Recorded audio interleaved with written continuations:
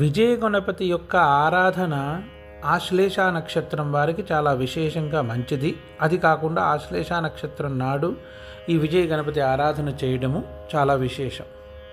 ఈ విజయ గణపతి యొక్క ఆరాధన విజయాన్ని, ధైర్యాన్ని, సంపూర్ణత్వాన్ని కలగజేస్తుంది.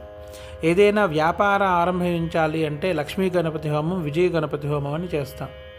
మామూలుగా ఏంటంటే గణపతి ఆరాధకులైన వారిచే ఈ విజయ గణపతి యొక్క ఆరాధన చేయించి వ్యాపారం, పెద్ద రూపంలో వ్యాపారం పెట్టేటప్పుడు ఈ విజయ గణపతి యొక్క ఆరాధన చేయించి 44 రోజుల పాటు స్వామివారికి, తదనంతరం అది ఆరంభిస్తే అది చాలా విశేషమైనది.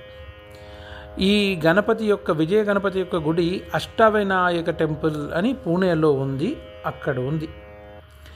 ఈ గణపతి యొక్క ప్రార్థనా శ్లోకం వచ్చి పాశాంకుశ స్వదంతామ్రఫల వా నాఖువాహన విఘ్నాని హంతున సర్వం రక్తవర్ణో వినాయక అని.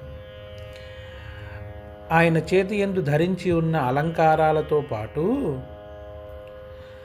ఎలుక పైన ఆసీనుడై ఉన్న మొదటి అవతారం ఇది. 4 చేతులలో పాశము, అంకుశము, స్వదంతము, ఆమ్రఫలము.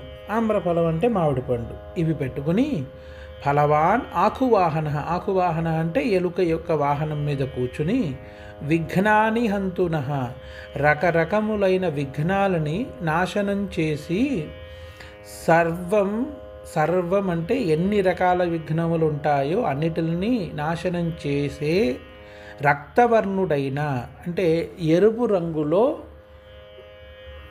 లావా ఏ రంగులో ఉంటుందో ఆ రంగు అనమాట. రక్తవర్ణం అంటే పూర్తిగా రక్తవర్ణం అని కాదు, రక్త చందనాన్ని పచ్చకర్పూరం వేసి అరగతీసినప్పుడు ఏ రంగు అయితే వస్తుందో ఆ రంగుతో కూడిన వినాయకుడిని నేను నమస్కరిస్తున్నాను అని అంటారనమాట. దీంట్లో ఈ 14వ అవతారమైన విజయ గణపతి దేవస్థానం అని మనం చాలా చోట్ల దర్శనం చేసుకుంటూ ఉంటాం.